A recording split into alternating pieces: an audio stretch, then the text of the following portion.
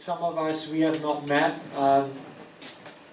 So my name, I have to just think twice when I say it. I just recently underwent a spiritual initiation, another initiation in my progression. As a monk, my name is Keshava Swami, and yeah, I've been a kind of resident monk at our Hare Krishna temple in Watford, I guess, since the early 2000s. So just, yeah, like over 20 years.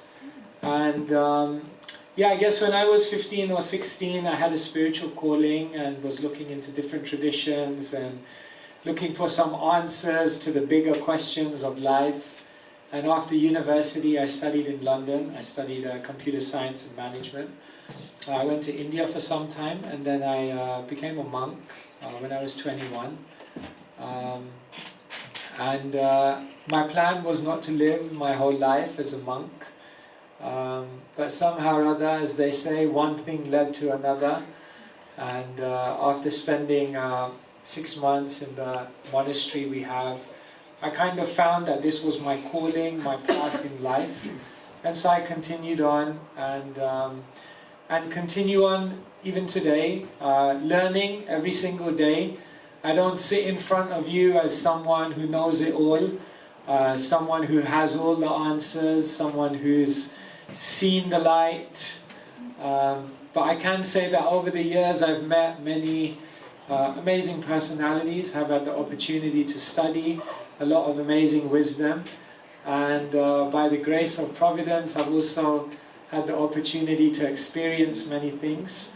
And so when we come here, we come in a mood of sharing, to share with you, and also to learn from you. So I hope that's what we'll do today. And I think today our topic will be exciting and enlivening for you. And I'll just introduce my partner in crime today. So this is Nritya Shekhar Prabhu. Nritya Shekhar is a very nice name. It means the king of dancers, and Das means the servant. So he's the servant of the king of dancers, and he's a pretty good dancer himself as well. You may find out later on. And he also recently underwent a spiritual initiation. Previously, in his previous incarnation, he was Ian Nene, and a celebrity. Actually, he's a celebrity.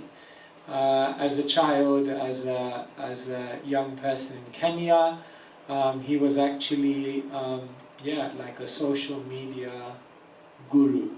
You can check him out if you don't believe me, on TV shows and other things. And he had his spiritual calling, and a few years ago he came to stay with us at the temple as well. And nowadays he doesn't live as a monk, he lives, but he's still connected very much to the temple and to the activities of trying to share this knowledge with the world in a relevant and inspiring way. So you can give him a Haribol as well. Haribol. So some of you are here for the first time, some of you have been coming for some time, but today is very, very informal. And what we're going to do today is we're going to have a little bit of a debate. Because sometimes when you come to these programs, there may be many questions in your minds, there may be many things you're not sure about, or many things that people may ask you that you don't know how to answer that. And so what we're going to do today is have a little bit of a debate. Here in the Krishna consciousness movement, perhaps our most important book that we refer to for all of our wisdom is the Bhagavad Gita. Yeah? I think most of you in the room will be familiar with the Bhagavad Gita. It's an ancient classic dated to about 5,000 years, a conversation which takes place between Krishna and Arjuna. And in 700 verses, Krishna really, I guess we could say, he gives the keys to life, the universe, and everything. Krishna teaches everything from religion to relationships, science to sociology, leadership to life management. Krishna covers so many topics, and it becomes then really a reference point, almost like the handbook for life. as how to be successful and prosperous on every single level, physically, emotionally, intellectually, spiritually. And ultimately the Bhagavad Gita is a book which allows us to then really connect spiritually and rediscover our deeper purpose, our deeper calling, rediscover our relationship with the Divine. And so the Bhagavad Gita is a very famous book read by Einstein, Gandhi, Will Smith, which I don't know is the best thing to say right now, but anyway, we'll put it in there as well. Will Smith also said some years ago, he said, I'm 90% through the Bhagavad Gita and I'm now finding my inner Arjuna. So the Bhagavad Gita, it's interesting that he said that, because the Bhagavad Gita is not just a conversation you're reading between two people. When you look at Arjuna's questions to Krishna and you look very closely, they're basically the questions that you will ask at some point in your life.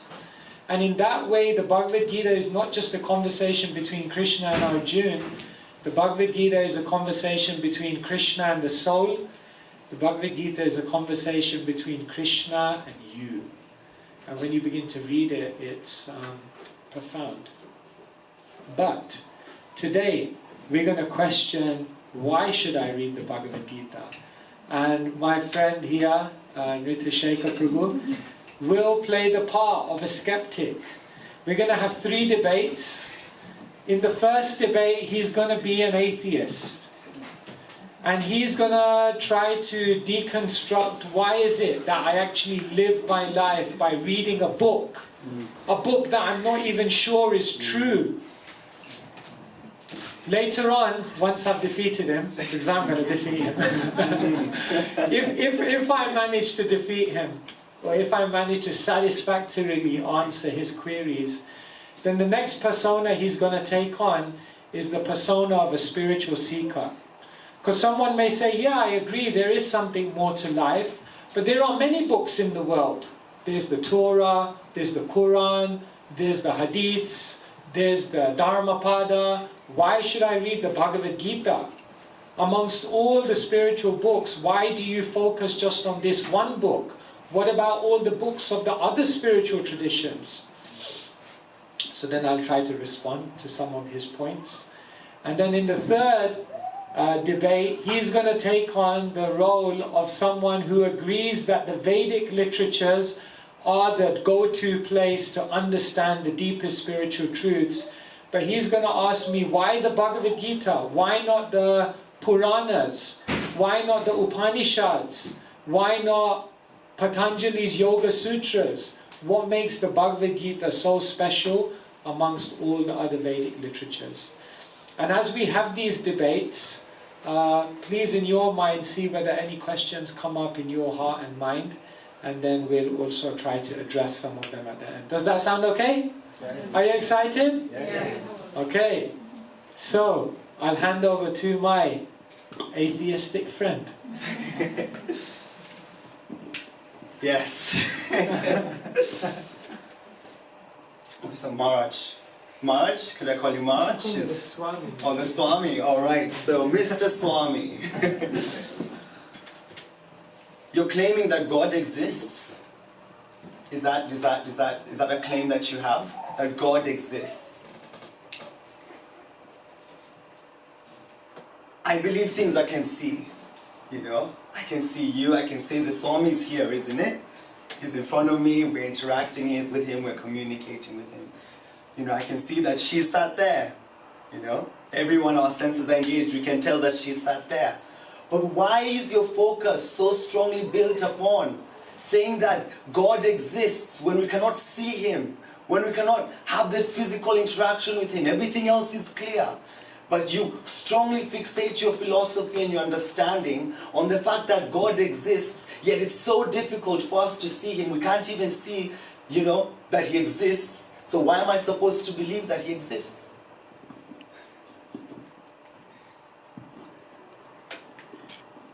By the way, there's a Specsavers in town if you need to get an eye checkup. Okay, have you ever seen your brain? Have you ever seen your brain? A yes or no will do. No. Okay. Do you have a brain? Yes. How are you so sure? According to your methodology, you're brainless because you can't see it.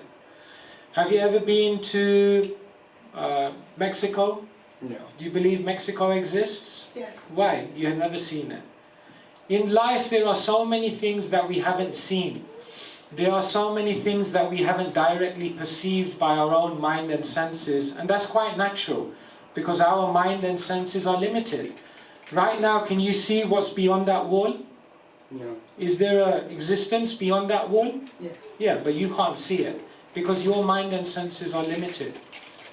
So therefore, what we're saying is that God can be perceived, God can be seen, but maybe not by the methodology and the means that you've been trying to see everything in this world, because that methodology is limited.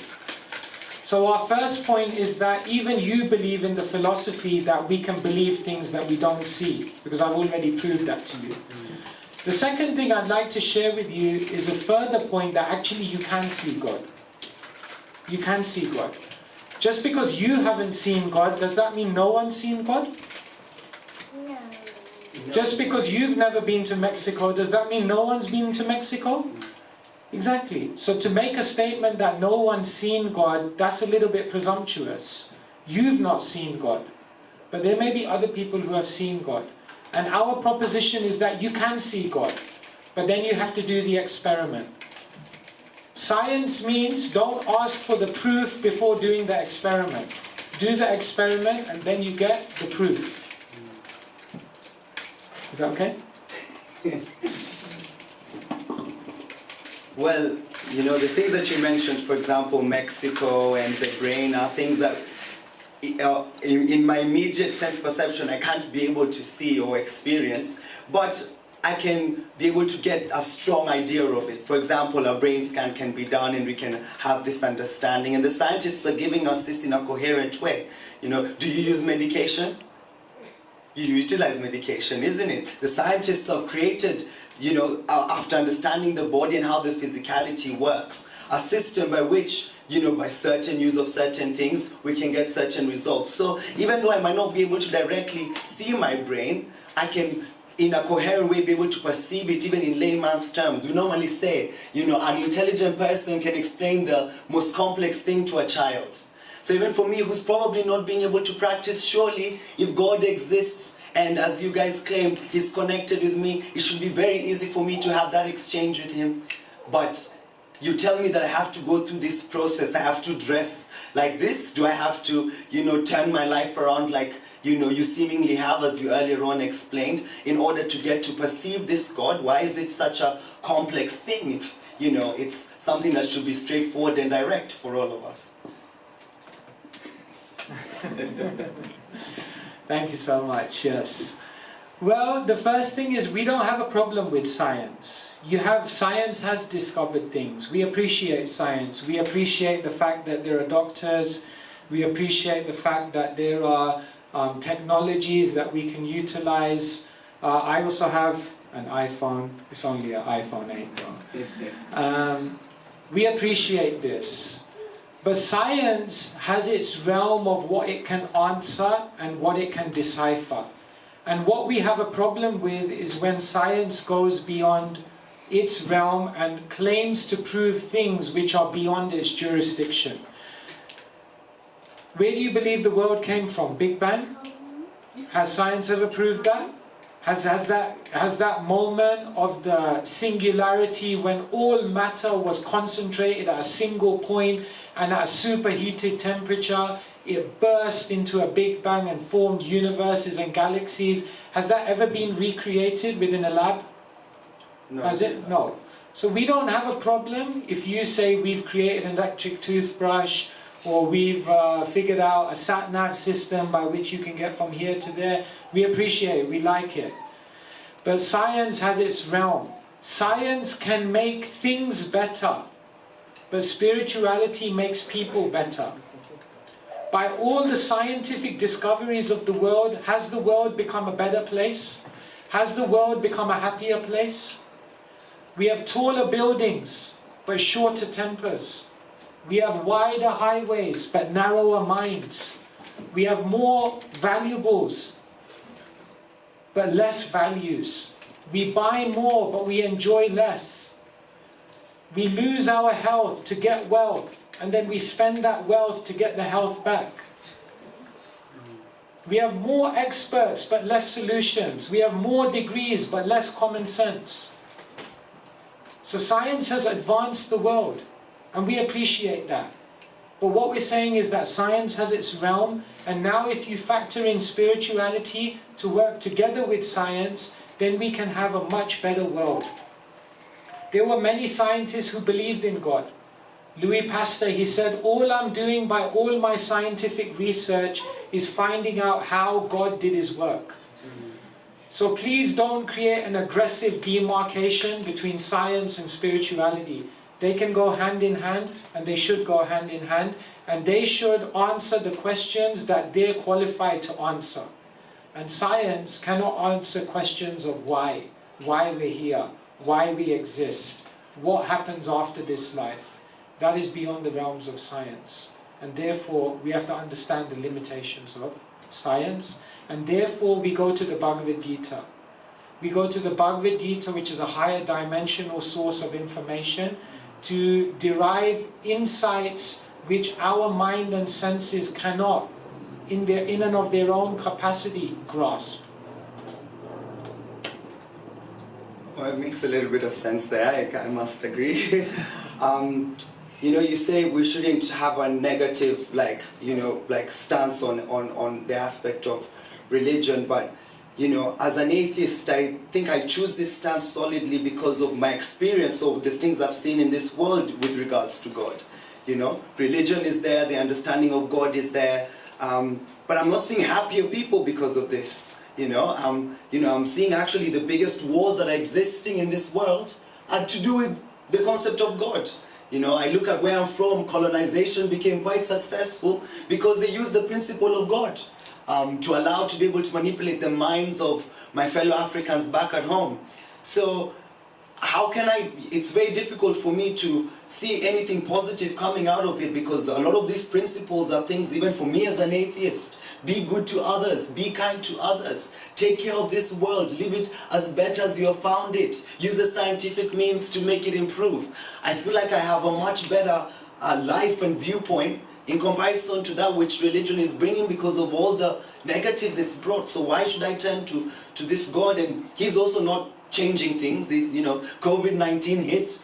Those who believed in God also got sick. Those who believed in God also died. We were all on the same playing field, and I'm an atheist. So how can I understand this? There are parts of this world which are highly religious, and parts of this world which are clearly secular, non-religious, atheistic. Isn't it? In the parts of this world where there is no religion, do you find that in those places people are all completely happy? In the places where there's no religion, do you find that there's absolutely no conflict? In the places where there's no religion, do you find that there's no crime, no pollution, no socio-anthropological issues? No. So you find these problems everywhere, religious or non-religious. Religions create war, and atheists also create war. Some of the biggest wars of our modern history were caused by people who are not religious, and they were also caused by so-called religious people. So what we would say is that religion or spirituality, when it's used in its true sense, in the appropriate way, by individuals who have pure hearts and pure motivation, that religion and spirituality will bring about good in the world, and we see that happening. There will also be a certain percentage of people who will misuse religion, who will use religion in a way to divide, to cause friction, to invoke emotions within people because they have desires for land, money, power, influence, and they will misuse religion. But we shouldn't throw the baby out with the bathwater. And therefore, rather than looking at every religious practitioner, one should look at sincere religious practitioners and see how their life has become beautiful, and see what kind of beautiful impact they've had on the world by sharing genuine spirituality, and then you'll get a much more accurate picture about what religion actually does to make the world a better place. Right. Shall we stop there? Yeah. Do you have one more? I have one more thing. There's one more. Yeah, this person had an experience. You know, they were in a plane and they were traveling, and the plane was obviously filled. It had, I think, around 80, 90 people. And then suddenly there was a malfunction, and then they got into an accident, the plane crashed. 89 people died, and he was alive. And when he came back, he said it was a miracle. It was a miracle that he survived, and, you know, and everyone else died. Now my question is, if this God is truly existing, you know, is it that God saved one and killed the rest? Or is it that he was trying to kill all of them and then one he missed? How do we understand this if this God is a person who's existing and is all loving and all caring? Is in that clear situation, this one person is alive, the rest have died, surely he's caused more harm than good. So how do we understand this? How does this make sense to us?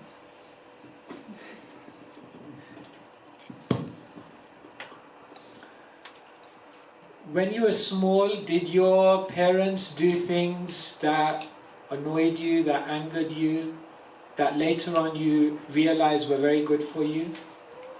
2 years. Yeah, did that happen? Why do you think when you were a small kid you couldn't understand everything that your parents were doing, even though it was for your good?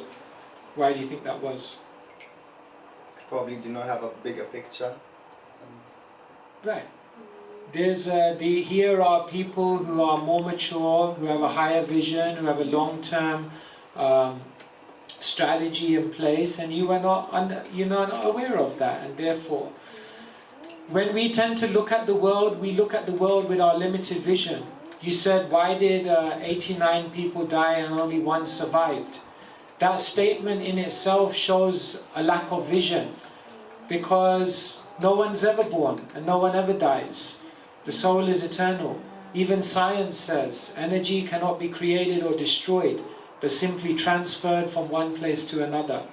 So when you say 89 people died, immediately even science won't accept that, because life continues. This life is a chapter. This life is one chapter of a longer story, and therefore when you try to begin to decipher the whole storyline of a book simply by reading one chapter, you will necessarily be confused.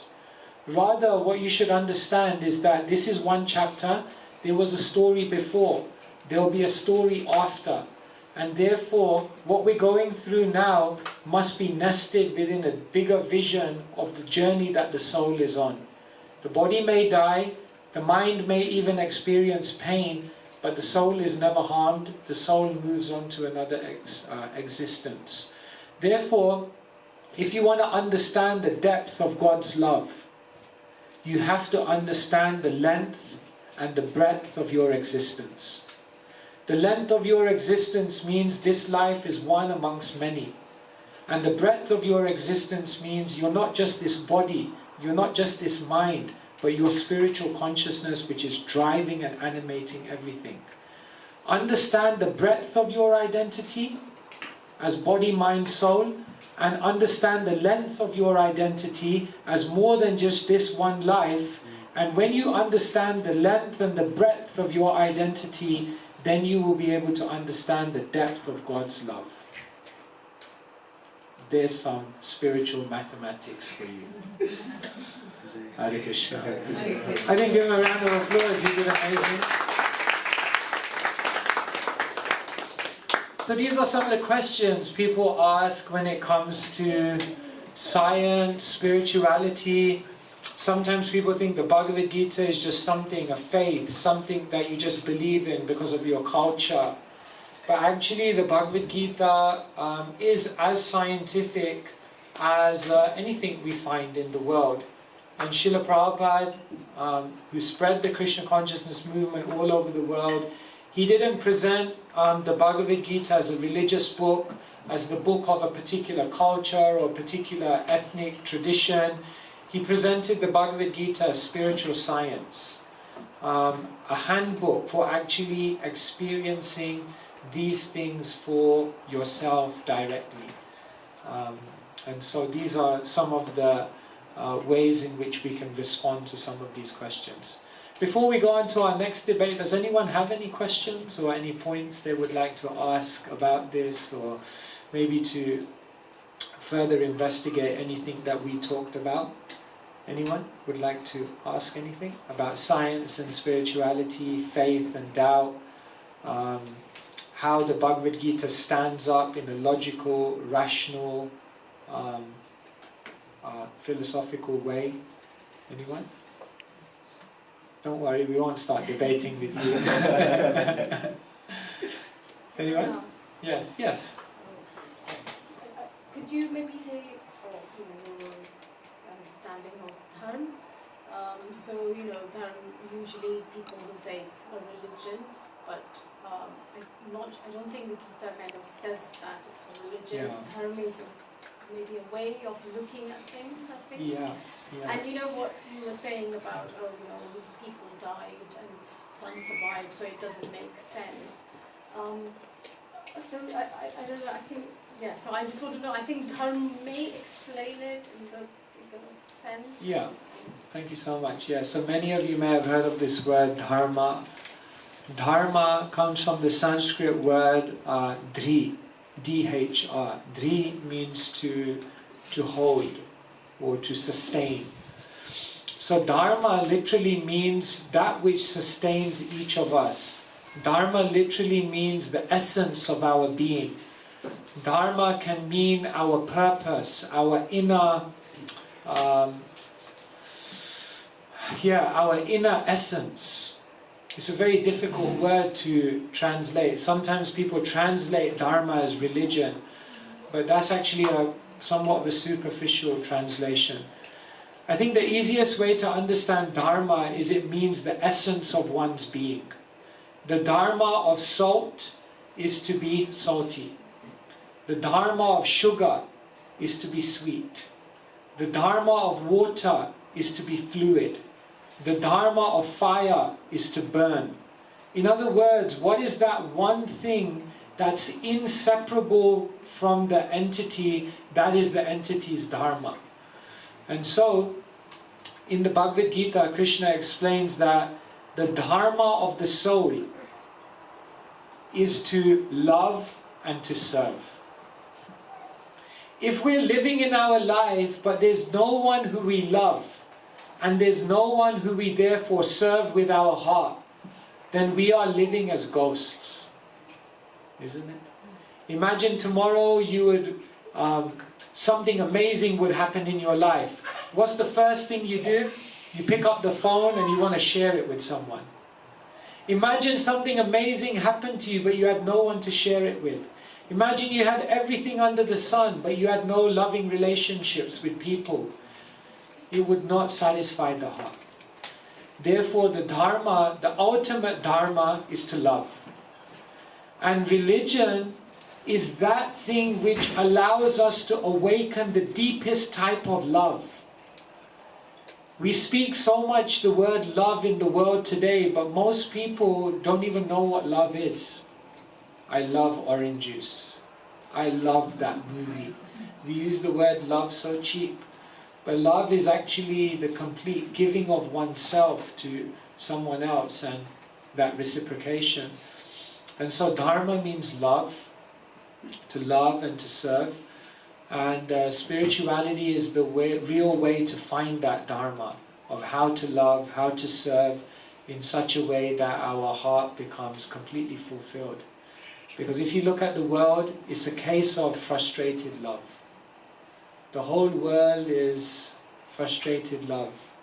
Last Christmas I gave you my heart, and the very next day you threw it away. Isn't it? All these songs are there. Love songs, all love, frustrated love. So dharma means to find love, to serve, in the deepest way possible, and then attain the deepest satisfaction. You want to add anything to that? No, I think yeah, the way you placed it is just so accurate. There's nothing much more to add. It's our natural tendency. I always tell people, when you come to the temple and you see the deities, is in some of the deities, they form their hand is naturally out like that, and we normally describe that they're in the mood of service. And then we give this example of, you can cook. Yes, some of you can cook, or I can cook a little bit. When I cook for myself, it's nice.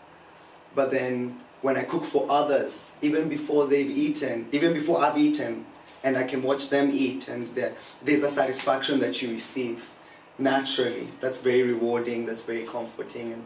And so then it makes sense that our natural propensity is to have that kind of satisfaction of serving others, and it's very rewarding. Being in that stage where we just serve others and give our hearts in that way without thinking about our own enjoyment, but enjoying through their satisfaction, and through obviously with the divine satisfaction like that. That's what I'd add, maybe on top of that. Anyone else? Yeah, there's a question at the back. Yeah. You're making the point that science makes things better, but spirituality makes people better. Is that not a bit of an egotistical thing to say, that only spirituality can make people better, when there are so many people who have good qualities who don't follow a particular spiritual path? Yeah, good question. You want to answer that?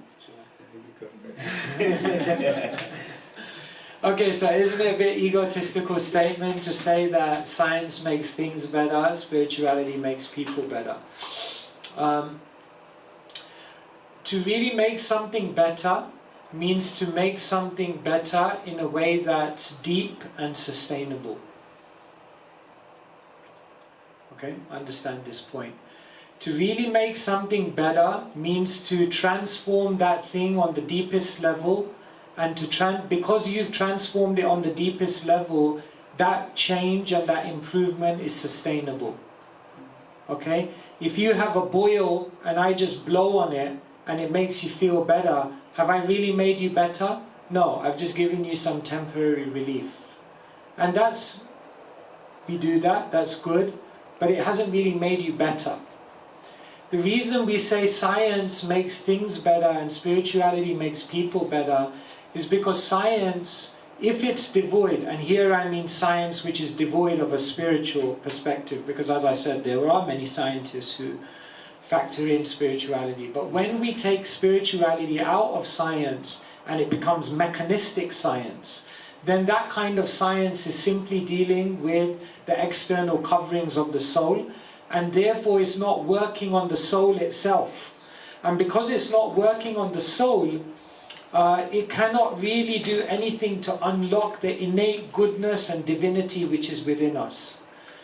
Science may help us to organize our communities better, to have some level of cooperation and regulated exchanges so that social intercourse is done in a moral and cultural way.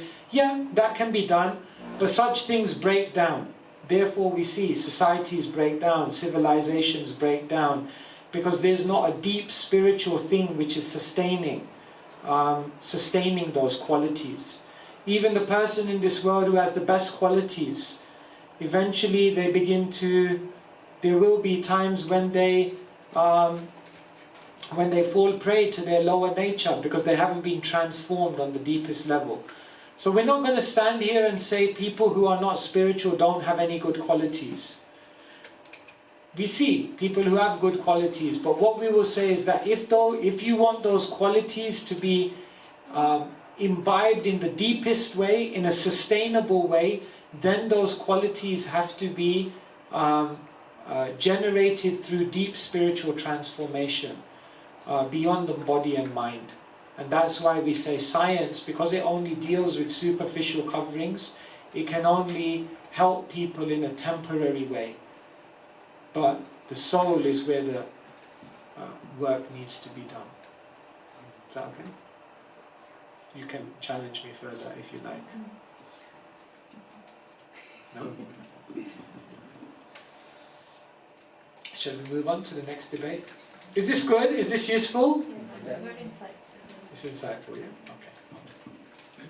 So you introduce to us who you are and what your question. All right, yes, so I'm Nitya, a little bit more of a spiritual seeker right now. So I feel that maybe you guys have a little bit more answers than what I initially had thought. Is your claim or your exclamation that there's only one God? Is that something that you believe in, that spirituality preaches, that there's only one God? Yes. Oh yes, okay.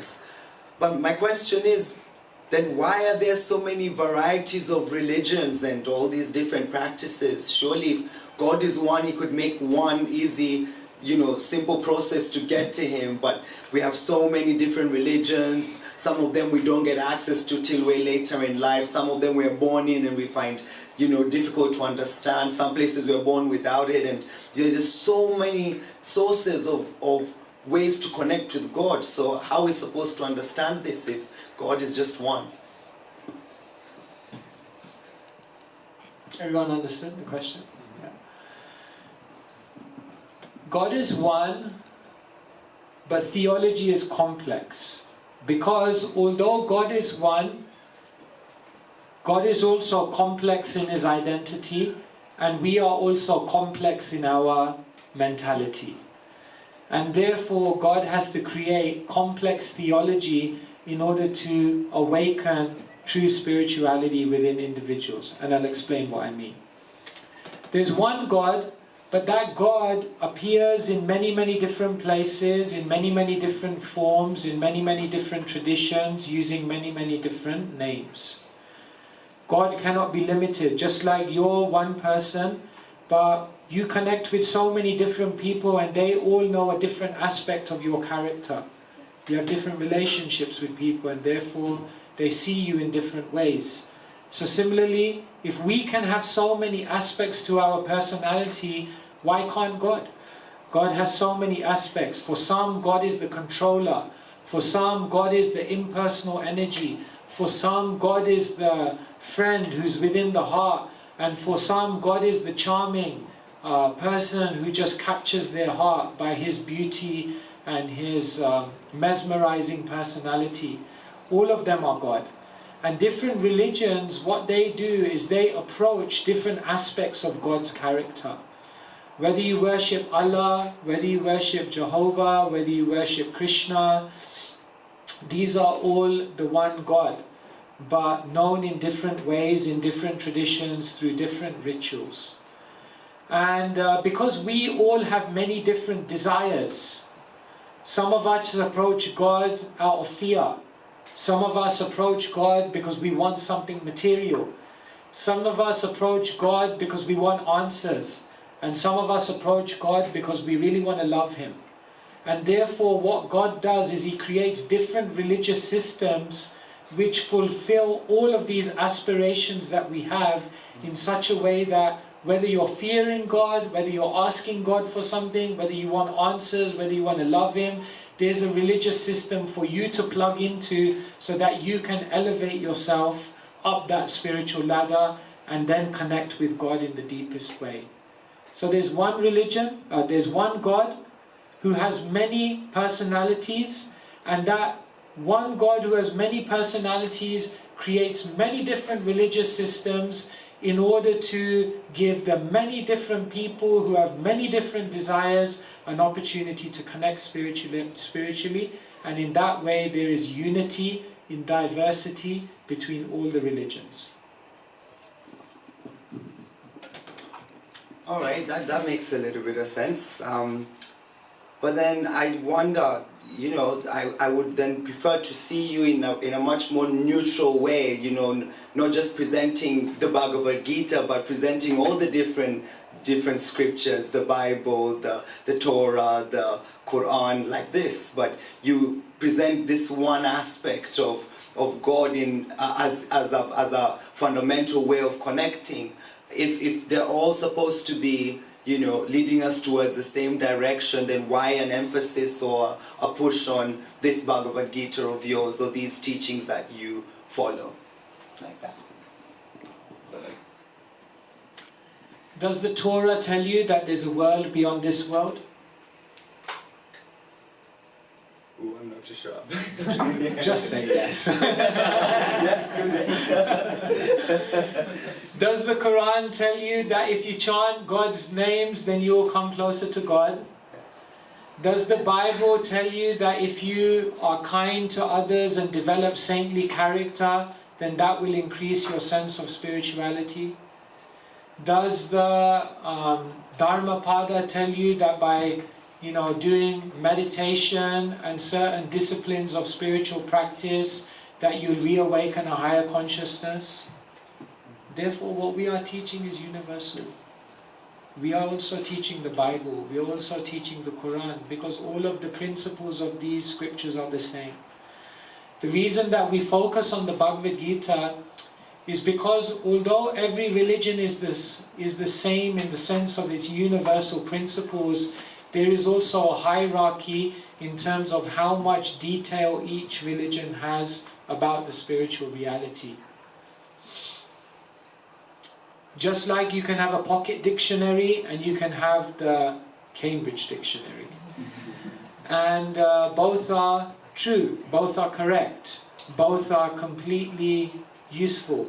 Yet there is a difference in the detail that each one has. So the reason that we follow the Vedic literatures, the Vedic tradition, the reason why we stress the Bhagavad Gita is because the level of insight that you get from that tradition in terms of the nature of God, the nature of the world, and the nature of the soul, that level of detail and scientific, analytical explanation, you will not be able to find anywhere else. That doesn't mean that other religions are not good, that doesn't mean that other religions are not useful. But when we do a comparative study, then we'll be able to see that the level of detail that you find in this tradition, in this theology, surpasses that of other theologies. And therefore, that's why we speak from the Bhagavad Gita, but we're not in opposition to any other religion. Well, but this Bhagavad Gita you speak of, like I went to the shop and I saw there's hundreds of different versions of this Bhagavad Gita. I think there's more than 600 versions of this Bhagavad Gita. And some of them are not giving the same conclusion as this Bhagavad Gita that you probably... I think the one that you carry is written there, Bhagavad Gita as it is.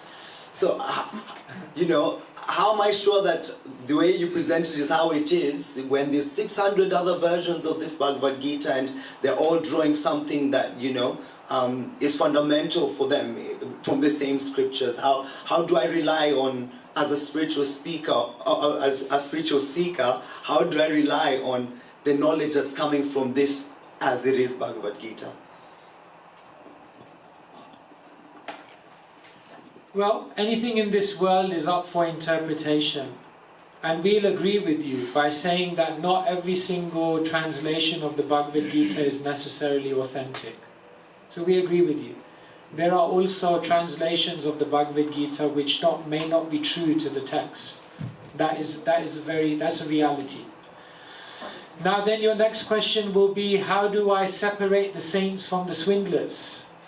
How do I actually then find the authentic one? In everything in this world there are reals and there are fakes. There is a real Polo Ralph Lauren and there's a fake. There's a real Coca-Cola and there's a fake. Right? There's a real and a fake of everything in this world. So there's also a real and fake of the Bhagavad Gita. So the real question then is that how do I identify the real? The reason why we talk about this Bhagavad Gita, Srila Prabhupada's Bhagavad Gita as it is because Srila Prabhupada's translation is so authentic that it has the original Sanskrit, it has word for word translations of every single Sanskrit word, it has the English translation, and it has a commentary based on what the teachers of the past have commented. and therefore is completely transparent, is completely in tradition. It's presented without any personal motivations, and therefore we say it's the Bhagavad Gita as it is. Now you may say, I'm a new guy, how do I know what this Sanskrit word is, whether it's actually authentic, how do I know? So then the ultimate way that you'll know that this is the Bhagavad Gita as it is if you live it and if you practice it. So you have to try. The ultimate proof of the pudding is in the tasting. So I can give you linguistic arguments, philosophical arguments, why this translation of the Bhagavad Gita is the most authentic, but I don't think that will satisfy you. The real thing that's going to satisfy you is if you live it, if you practice it, and if you see it working within your own consciousness, then you will know this is true. And therefore we invite you. You've tried so many things in your life, so why not now try the Bhagavad Gita? It's beneficial, it's offering you a benefit of unlimited happiness. It's probable, there's a good chance that it will work because millions of people in the past have revered this scripture and testified to having spiritual experience through practicing this scripture. So it's beneficial, it's probable, and it's practical. You can start this experiment without making major changes to your life. You don't need to change your dress, you don't need to change your hairstyle, you don't need to change any of your external culture. Just read the philosophy and practice the spiritual process and see what happens. If something is beneficial, probable, and practical, you'd be a fool not to at least try it. You'd be a fool to dismiss it without trying it. So give it a try. Hare Krishna. I can give a round of applause. Okay, so here we kind of discussed different religions and why the Bhagavad Gita or why the Vedic tradition stands out amongst those traditions. Does anyone have any questions on this aspect of the discussion? Yes. So you spoke about God is one, right? And there are different religions. And what I'm curious about is, yes, God is one and there are many religions, and many religions do follow different gods. And where do you think the narrative has gone wrong for over centuries, where people believe that their God is the only God and try to influence other religions and to try to believe that what they follow is the right way and their God is the only God, and that's the one God that the world has to believe in? And where do you think the narrative has gone wrong over the years? And this is being coming from the priests or monks, from their religions, from the top bottom, and since it's coming from top, and like people also believe in what their spiritual masters of those religions talk about. So how do, and what's your perspective or take on this, and like love to hear from you on this. Yeah. Scholars of religion say that religious scripture is susceptible to three things: interpolation, extrapolation, and displacement. Interpolation means scripture is subject to the threat that someone could insert something that wasn't there in the original. Extrapolation means scripture is susceptible to the fact that people may take things out that was originally there.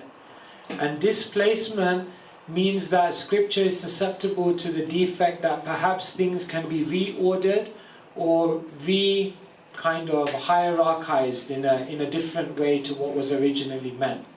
And therefore we find that many religions have this problem, that what they read today is not necessarily, or what they're taught today in the name of that religion is not necessarily the authentic presentation of that theological path.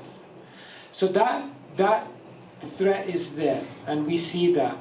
And therefore, for example, in the Christian tradition, we hear the statement in the book of John that Christ is the truth, the way, and the light, and no one can reach the Father except through Him. And so we often find this quoted by those of that faith to say that you have to practice Christianity and you can't practice it.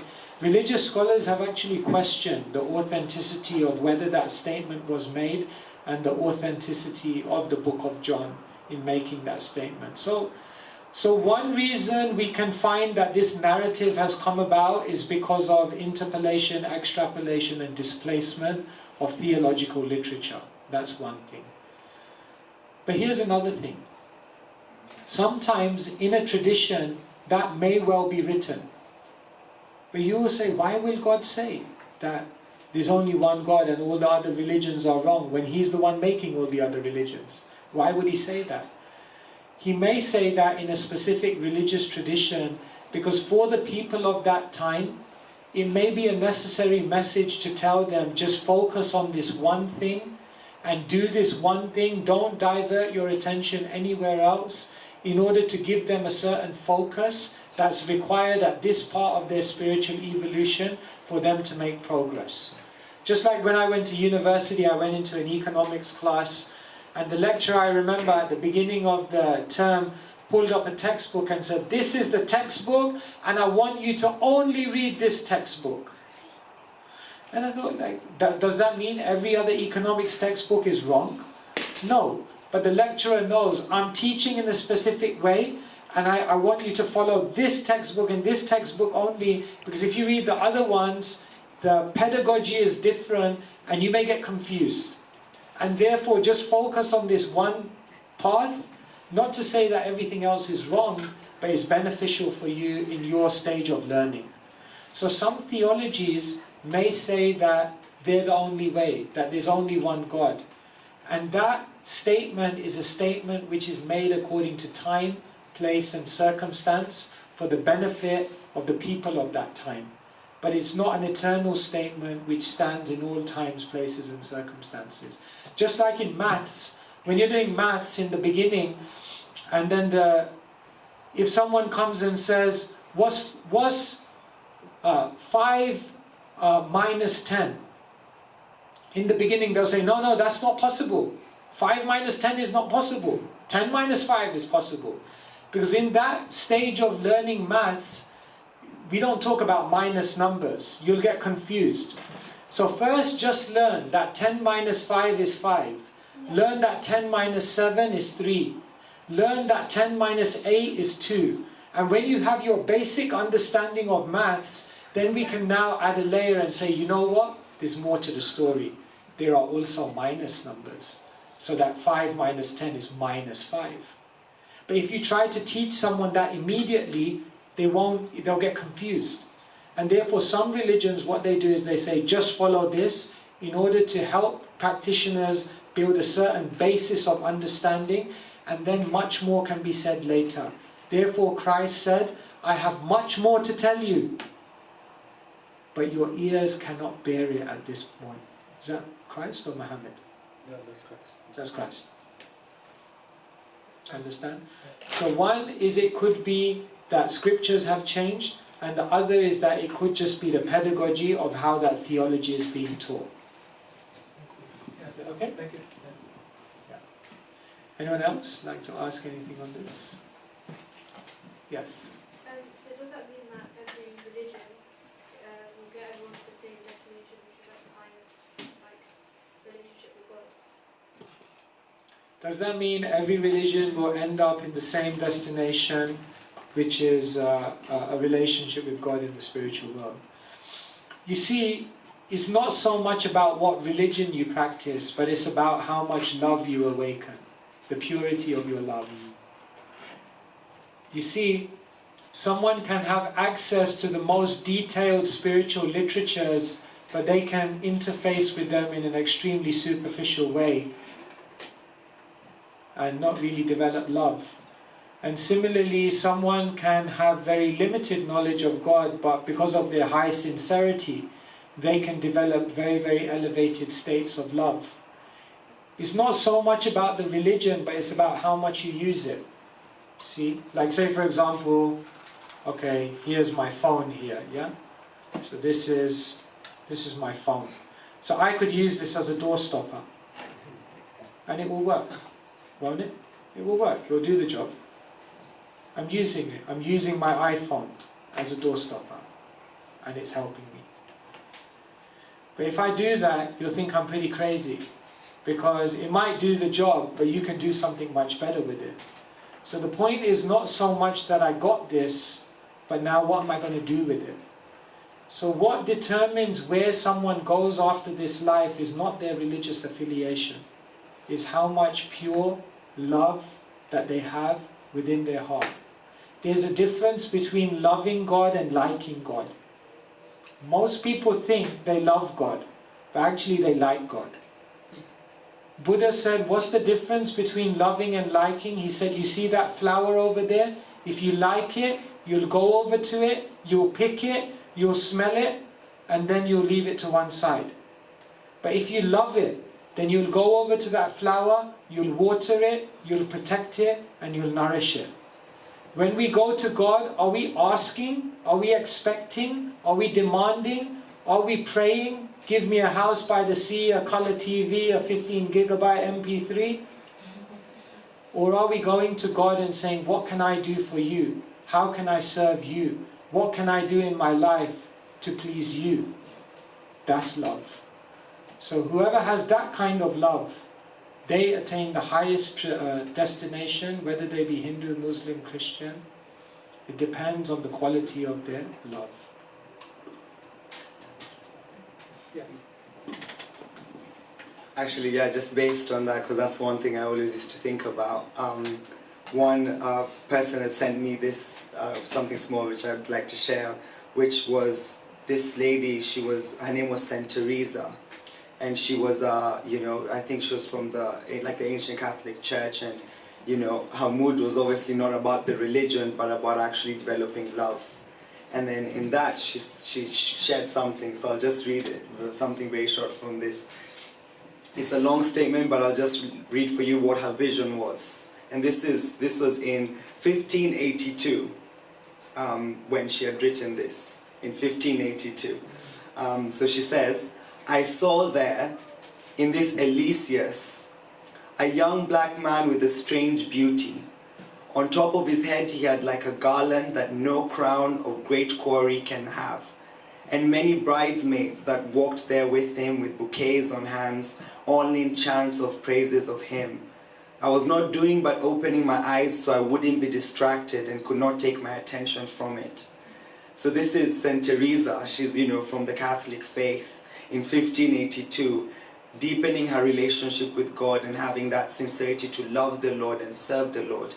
And yet her vision, in many ways, is clear with some of the things that we learn in the teachings that we're connected with. So it just emphasizes that point that it's not really about the path that you choose, it's the sincerity and that's also, Krishna says in the Gita, to the extent with which you serve me, I'll give you the intelligence, I'll give you the vision to get that clarity. So just thought I would add that. How are we doing for time? We'll take a couple more questions. Yeah, so maybe we leave the third debate and we'll just take any questions that you may have, if you have any questions on any of these points, on the Bhagavad Gita, why we practice. Yes, Prabhu. I have a Christian friend, and how to. So I heard that we are not trying to convince them that our faith is the best or better or something like that. But how to deal with this situation, like when I know the truth is something different than what he says. Yeah, so how to deal with other faiths when we feel like we want to share with them maybe a broader perspective. At the same time, we want to honor what they're doing. Of course, Bhaktivinoda Thakur, he says, when I go into a church, then I see that here is my same God being worshipped in a different way, with different words, through different rituals. So the first thing we should understand is that everyone is a sincere seeker looking for God. George Harrison said, everyone is looking for Krishna. Some know it, some don't. So everyone's looking for God. We grew up with a certain path with a certain theology that was kind of instilled within us. And sometimes that creates a deep impression. Sometimes it creates also an attachment that stops us from seeing things logically. Therefore, when we're speaking to individuals, how much we reveal of the, or how much we share with them of the broader spiritual perspective, the deeper truths that may be there, how much we share with them the bigger picture of theology beyond what they may be aware of, that very much depends on their openness. You see? We can give so much information to people, but the question is, how open is that person to dialogue and to learning? And therefore, what is one of the most important things when teaching is don't give people more than they can digest, isn't it? Just like you can put so much food in your mouth, but if you don't chew it and swallow it and digest it, all of that food, it won't. So similarly, like we just look at the openness, the hunger, the desire for someone to know.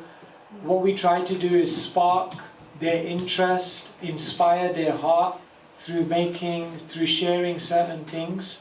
And over time, when people become more inquisitive, more desirous, then we can share more. So in answer to your question, I would say there's no stereotyped way of doing it. Just be people's well-wisher. You see, people don't care how much you know until they know how much you care. So when people see that you're their genuine well-wisher, that you really want to help them, then their heart will be open to hear from you. And then you can share with them in a compassionate mood, not trying to defeat them, not trying to be better than them, but in a mood that genuinely, I want to help you in your spiritual path. And then people will be very happy to accept. Is that okay?